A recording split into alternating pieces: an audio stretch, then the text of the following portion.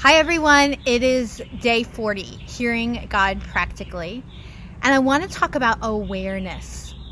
Awareness matters so much.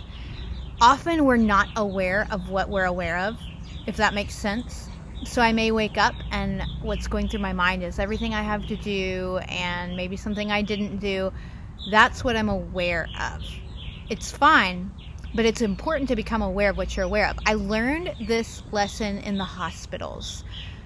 We would go in as a team to the chapel, and if we just started taking people for prayer, we would, without realizing it, be most aware of whatever problem or situation that person was going through. So if somebody was walking through cancer, the voice of cancer just became very loud. All the sorrow that went with it, all the questions, all the disappointment.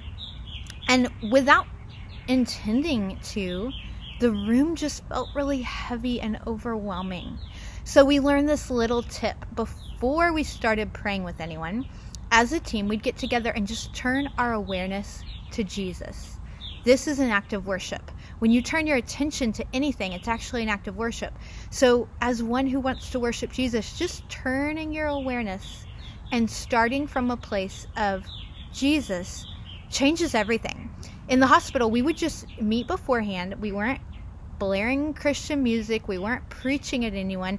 We just personally turned our attention to Jesus. What are you doing? What are you saying? You're so good. We exalt you in this place. It was a practical exalting of Jesus. We would listen. We would connect. And after we did that, when people came in and they brought different problems, there was this beautiful space where the problem got to have a voice, like what the people were experiencing, the pain, the sorrow, the uncertainty.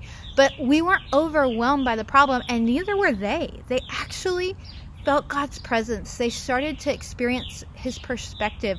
They felt hope in the midst of what was a really hard situation. What you're aware of will set the tone and greatly influence feelings, actions, and your general direction in your day and in your life. Becoming aware of what you're aware of and shifting to Jesus, then dealing with everyday life, is a powerful, powerful tool. Today, just turn your attention. Be aware of what you're aware of, and then turn your attention to Jesus. We're going to practice this more tomorrow, but for today, just become aware of what you are aware of. What do you wake up aware of? What do you go to sleep aware of? What are you most aware of?